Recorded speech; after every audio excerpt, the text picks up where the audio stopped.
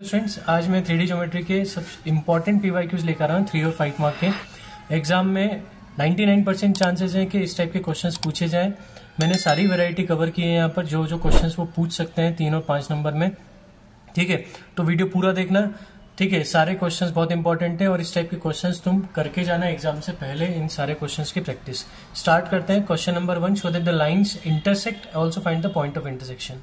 अच्छा, ये दोनों लाइन अगर एक दूसरे को इंटरसेक्ट करेंगे तो इनका एक कॉमन पॉइंट ऑफ इंटरसेक्शन होगा, ये बात तुम मानते हो।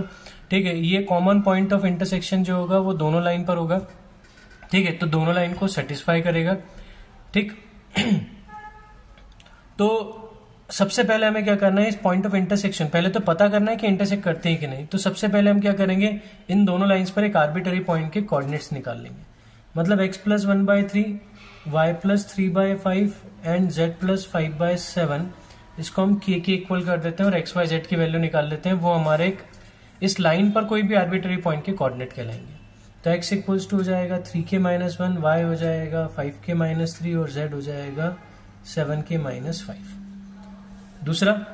दूसरी इक्वेशन हमारी x-2/1, y-4/3 एंड z-6/5, इसको r के इक्वल करके x की वैल्यू हो जाएगी r+2, y हो जाएगा 3r+4 और z हो जाएगा 5r+6। अब ये अगर इंटरसेक्ट करेंगे तो इनका कॉमन पॉइंट ऑफ इंटरसेक्शन होगा। तो मैं कॉमन पॉइंट ऑफ इंटरसेक्शन निकालने के लिए इन दोनों के x कोऑर्डिनेट और y कोऑर्डिनेट को इक्वल कर देता हूँ। अब दोनों के x और y कोऑर्डिनेट इक्वल करके मैं r और k की वैल्यू निकालूंगा। वो r और k की वैल्यू में z में सेटिस्फाई करके देखूंगा। इसमें k रखूंगा, इसमें r रखूंगा। अगर दोनों का z सेम आता है, इसका मतलब दोनों एक दूसरे को इंटरसेक्ट कर रही हैं। ठीक है, और जो पॉइंट ऑफ इंटरसेक्शन होगा वो ये वाले पॉइंट्स होंगे या ये वाले, इनमें से कोई भी ले सकते हो, दोनों सेम ही आएंगे। ठीक है, तो हम क्या करेंगे, दोनों को इक्वेट कर देते हैं। तो 3k-1 को हमने r+2 के इक्वल किया, तो 3k-r इज 3 पहली इक्वेशन आ गई। और दोनों के y को इक्वल करें तो 5k-3 इक्वल्स टू 3r+4, तो 5k-3r इज 7, ये सेकेंड इक्वेशन हो गई। फर्स्ट इक्वेशन को हम 3 से मल्टीप्लाई कर देते हैं। ठीक है, कोफिशिएंट सेम करने के लिए मैं एलिमिनेशन मेथड लगाऊंगा। तो 9k-3r is 9 and 5k-3r is 7। Elimination method लगा रहा हूं, साइन चेंज करें क्योंकि दोनों का साइन सेम है जिनका कोफिशिएंट सेम है। 3r से 3r कैंसिल, अब माइनस प्लस कैंसिल हो जाएगा। 9 में से 5 गए 4k और 9 - 7 इज 2। तो k की वैल्यू कितनी आ गई, 1/2। k की वैल्यू 1/2 हम पुट कर देते हैं। Putting the value of k in equation 1,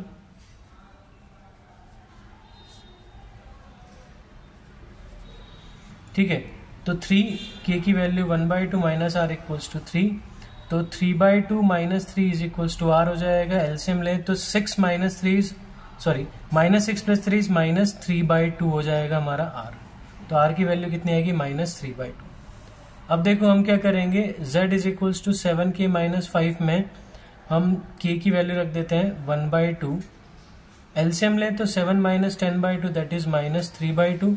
और यहाँ z is equals to 5r+6 है, तो यहाँ z की वैल्यू हम रख देते हैं, r की वैल्यू रख देते हैं -3/2। तो ये हो जाएगा -15, 2 6 12 प्लस 12/2 मीन्स -3/2। तो हम लिख देंगे since z coordinate of both lines, both points are same, therefore lines intersect.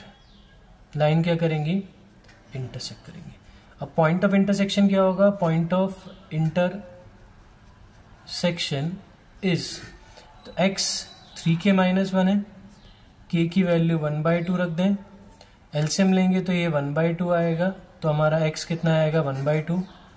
y हमारा k की वैल्यू 1/2 रख दें, तो ये हो जाएगा -1/2। और z तो हम निकाल चुके हैं, z हमारा -3/2 है। तो पॉइंट ऑफ इंटरसेक्शन हो जाएगा, पॉइंट ऑफ इंटरसेक्शन इज, जैसे आखिरी में लिख के आना है, 1/2 -1/2 एंड -3/2। ठीक है, सॉरी तुमको यहाँ नीचे दिखाई नहीं दिया होगा। तो हमने यहाँ क्या किया है, मैंने x 3k-1 है तो मैंने k की वैल्यू 1/2 रख दी और x निकाल लिया। y 5k-3, k की वैल्यू 1/2 रख के y निकाल लिया और z हमने निकाल चुके थे -3/2। तो पॉइंट ऑफ इंटरसेक्शन ये होंगे। ठीक है, तुम एक काम यहाँ भी कर सकते हो, यहाँ आर की वैल्यू रखकर एक्स वाई जेड निकाल लो, एक ही बात है, दोनों आंसर सेम ही आएंगे।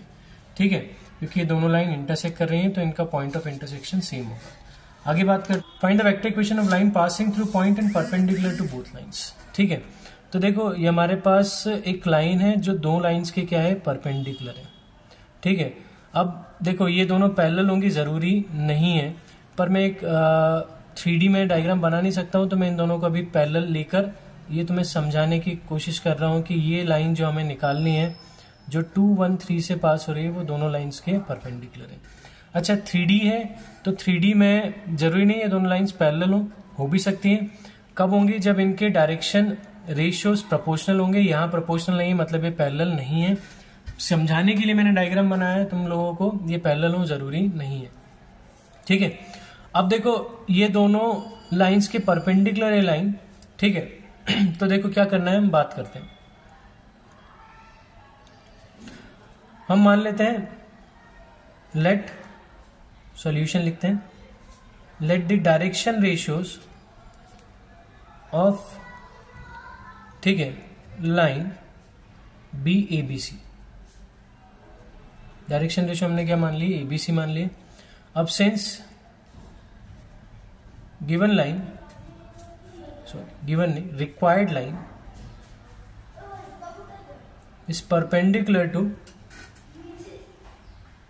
is perpendicular to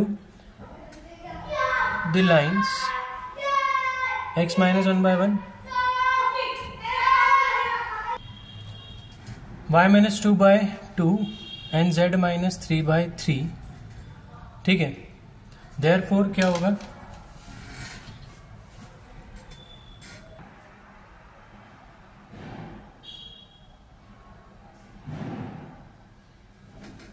देखो तो क्या होगा, इनके डायरेक्शन रेशियोज का प्रोडक्ट 0 होगा। ठीक है, therefore a1 a2 b1 b2 plus c1 c2 0 होगा, मतलब a plus 2b plus 3c is equals to 0। ठीक है, इधर एक और लिख लेते हैं, and x upon -3 y upon 2 and z upon 5। ठीक है, देयरफॉर, ठीक है, यहां भी क्या हो जाएगा, -3 है plus 2b plus 5c equals to 0। ये हमारी पहली इक्वेशन, ये दूसरी इक्वेशन। अब इन दोनों इक्वेशंस को हम क्या करेंगे, सॉल्व करेंगे। 3 वेरिएबल की है, a b c लिख दिया, इनके नीचे अब हम नंबर्स लिखेंगे। कैसे सॉल्व करना है देखो, हम a के नीचे क्या आएगा, तो a को हटा दो, छुपा दो, 5 into 2 करेंगे, लेफ्ट राइट टू लेफ्ट जाएंगे, 5 2 ज़ा 10 माइनस, फिर लेफ्ट टू राइट जाएंगे, 2 3 ज़ा 6। ठीक है, तो 10 - 6 आ गया। b हटा देंगे, b के नीचे का हमें लिखना है टर्म, तो b हमने छुपा दिया। अब यहाँ पहले मैं गया था राइट टू लेफ्ट, ठीक है, अब मुझे यहाँ उल्टा जाना है, लेफ्ट टू राइट जाना है, तो -3 into 3 -9। ठीक है, और फिर राइट टू लेफ्ट जाएंगे, 5 1 ज़ा 5, बीच में माइनस साइन आएगा।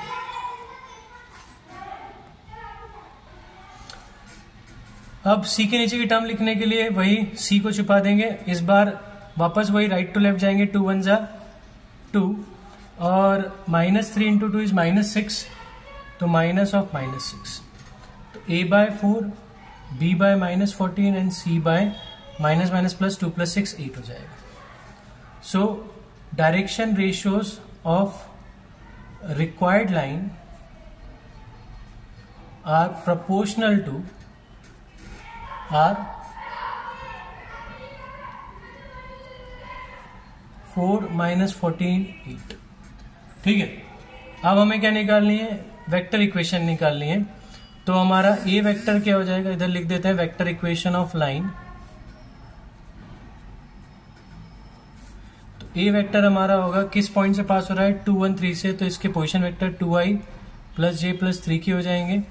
और डायरेक्शन रेशियोज जो है वो 4 - 14 8 के प्रोपोर्शनल है, तो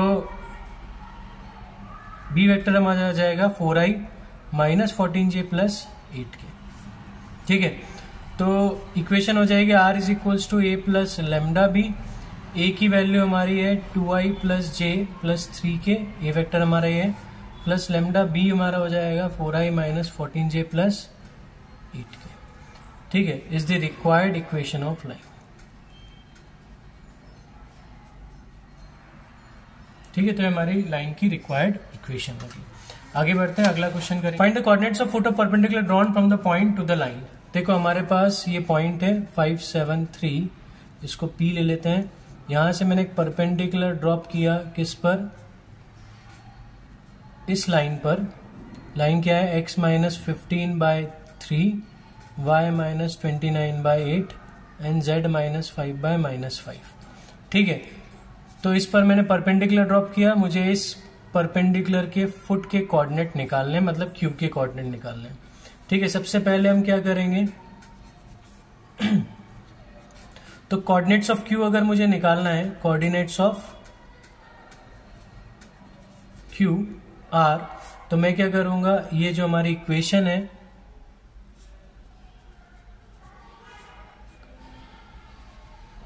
उसको k के इक्वल करेंगे तो हमारा x हो जाएगा 3k प्लस 15, y हो जाएगा 8k प्लस 29 और z हो जाएगा माइनस 5k प्लस 5। ठीक है, अब क्या करेंगे, q के कोऑर्डिनेट आ गए तो डायरेक्शन रेशियोज ऑफ pq निकालेंगे। तो वो हो जाएगा, डायरेक्शन रेशियो ऑफ pq होगा x2 minus x1, y2 minus y1, z2 minus z1।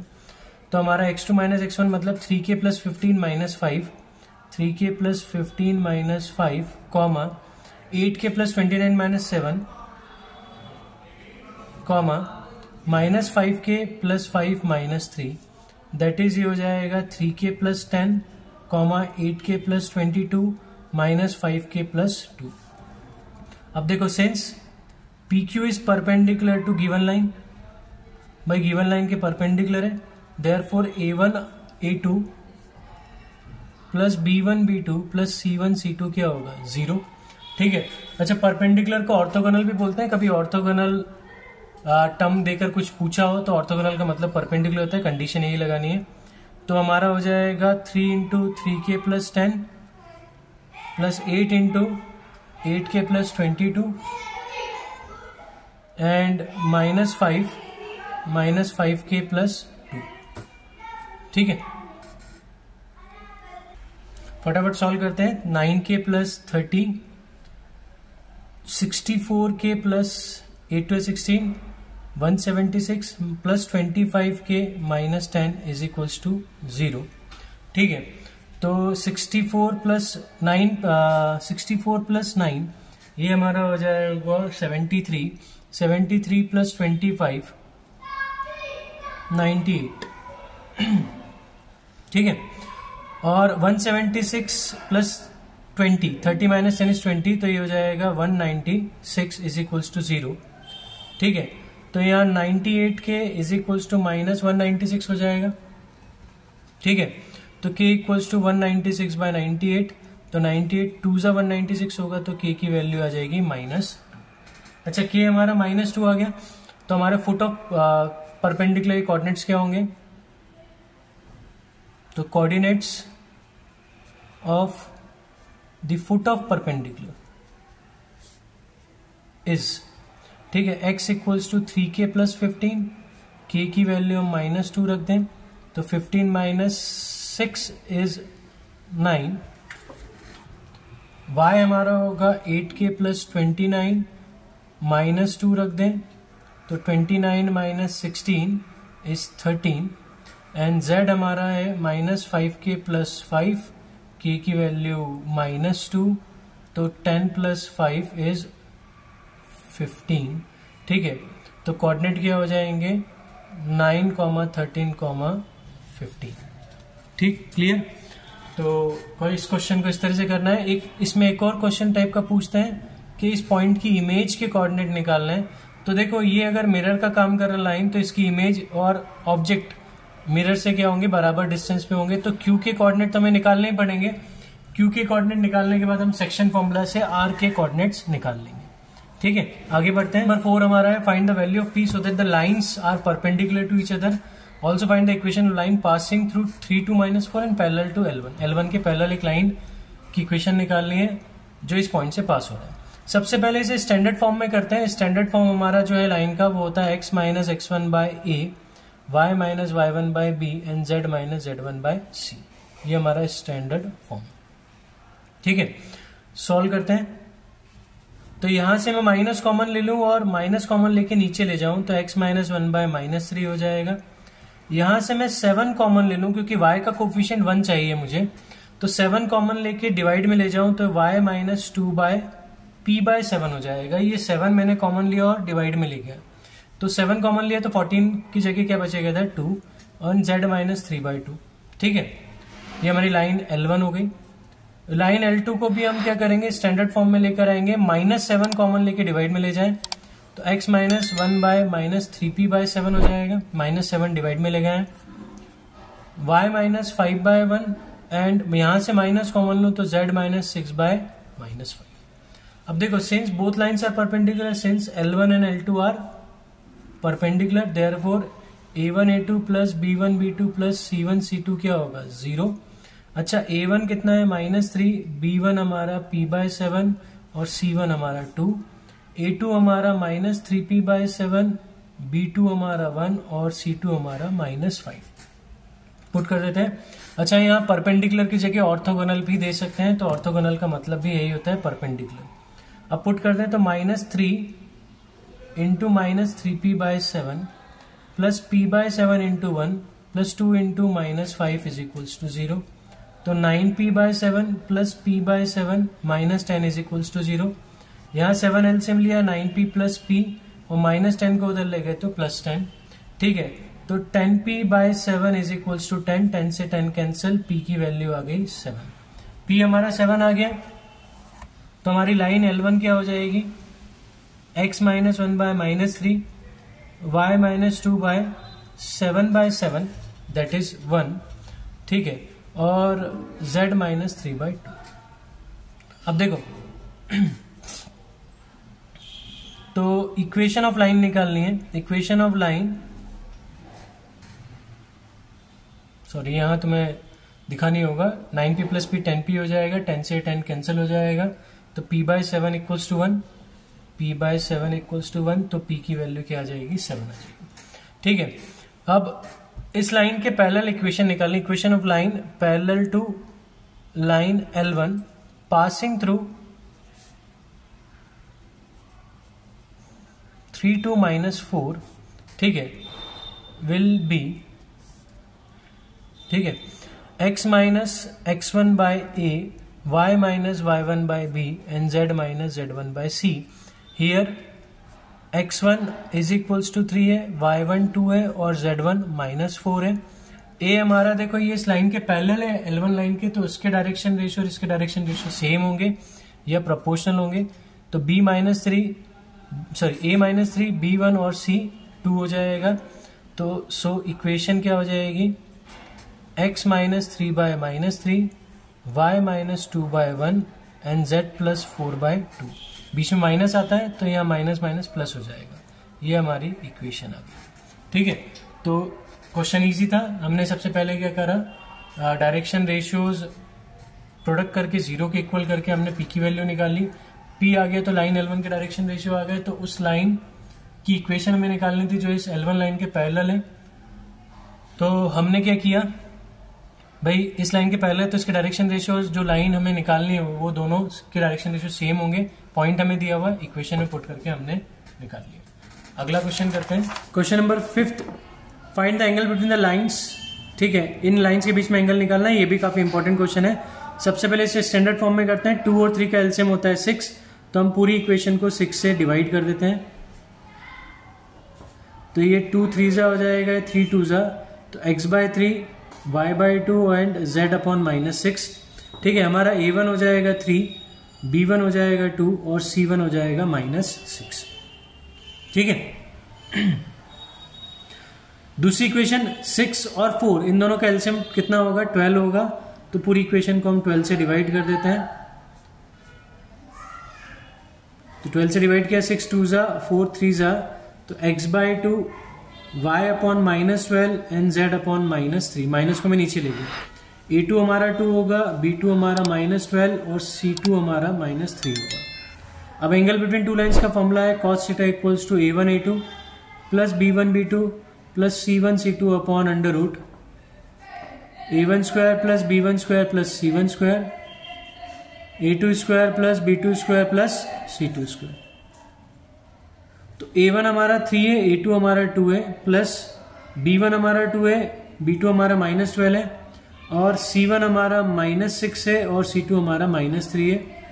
नीचे 3 का स्क्वायर प्लस -2 का स्क्वायर प्लस -6 का स्क्वायर, सॉरी प्लस 2 का स्क्वायर आएगा, इंटू 2 का स्क्वायर -12 का स्क्वायर एंड -3 का स्क्वायर। तो कॉस थीटा, यहाँ मैं मॉड लगाना भूल गया, यहाँ मॉड लगेगा, ठीक है। तो 3 2 6, 12 2 24 और 6 + 3 18 अपॉन नीचे हो जाएगा 9 + 4 + 36, यहाँ हो जाएगा 4 + 144 + 9, ठीक है।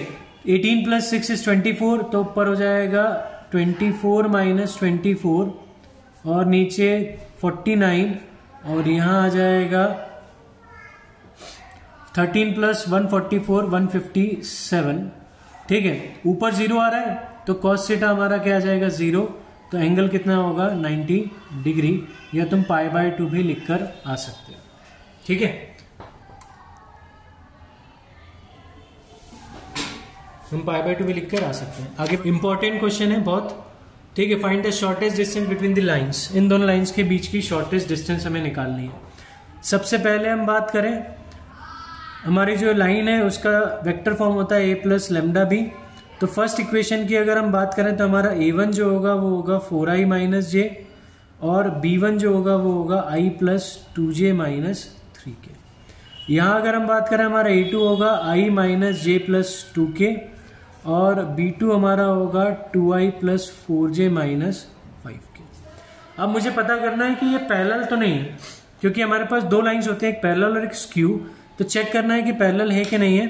तो b1 के जो डायरेक्शन रेशियोज हैं a1 1, b1 2 एंड c1 -3, यहाँ a2 2, b2 4 और c2 -5। हम चेक करेंगे a1/a2 की वैल्यू वो रही 1/2, b1/b2 2/4 that is 1/2, and c1/c2 -3/-5 that is 3/5। तो हम लिख देंगे since a1/a2 is equals to b1/b2 not equals to c1/c2, therefore lines are skew। तो लाइंस कैसी होंगी, स्क्यू लाइंस होंगी। स्क्यू लाइंस के लिए डिस्टेंस का फॉर्मूला होता है a2 - a1 dot b1 cross b2 upon magnitude of b1 cross b2, ठीक है।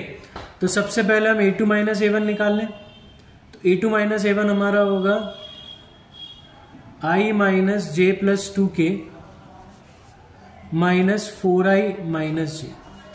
तो i - 4, i का i से साथ सब्ट्रैक्शन होगा तो ये हो जाएगा -3i, j का j के साथ होगा तो j कैंसिल हो जाएगा, प्लस 2k बचेगा, ठीक है। अब हम निकालते हैं b1 cross b2, i j k 1 2 -3 and 2 4 -5। Solve करें, डिटर्मिनेंट में मान के चल रहा हूं, तुम्हें आता है सॉल्व करना। तो -10 + 12 हो जाएगा, ये माइनस j, ये हो जाएगा -5 + 6 एंड k, ये हो जाएगा 4 - 4। तो हमारे पास आएगा 2i - j, ठीक है। तो b1 क्रॉस b2 का मैग्नीट्यूड भी निकाल लेते हैं। तो मैग्नीट्यूड हमारा होगा 2 का स्क्वायर प्लस -1 का स्क्वायर दैट इज √5। पुट कर देते हैं डिस्टेंस फॉर्मूला में, ठीक है। a2 - a1 -3i + 2k dot b1 cross b2 2i - j upon √5। i का i के साथ डॉट होगा, j का j के साथ और k का k के साथ, तो i के साथ होगा। तो d हमारा हो जाएगा -6, 3 2 6 -6 हो जाएगा। j ये नहीं है, यहाँ k नहीं है, तो सिर्फ -6 आएगा, तो 6/√5। नेगेटिव साइन मॉड लगाए पॉजिटिव हो जाए, क्योंकि डिस्टेंस कभी नेगेटिव नहीं होती, तो हमारा जो डिस्टेंस होगा वो होगा 6/√5। तो ये सारे 6 इंपॉर्टेंट क्वेश्चन है, बहुत इंपॉर्टेंट है 3 और 5 नंबर में, ठीक है। 3D में इसके अलावा इन टाइप्स के अलावा कोई क्वेश्चन नहीं पूछा जाएगा, ठीक है। तो ये क्वेश्चंस की प्रैक्टिस करके जाना। PYQs में तुम्हें इस टाइप के क्वेश्चंस बहुत सारे मिल जाएंगे। ये क्वेश्चंस भी एक बार खुद से भी करके देखना। ये वीडियो तुमने अगर एक बार देख लिया हो तो ठीक है, तो एक बार इन क्वेश्चंस को लिखना और वापस करके देखना। इंपॉर्टेंट क्वेश्चन है, फिर बोल रहा हूं, ऐसे क्वेश्चंस 3 नंबर 5 नंबर में आएंगे ही 3D के क्वेश्चंस। ठीक है, तो वीडियो अच्छा लगा हो तो वीडियो को लाइक करना, चैनल को सब्सक्राइब कर देना और अपने दोस्तों के साथ इस वीडियो को जरूर शेयर करना।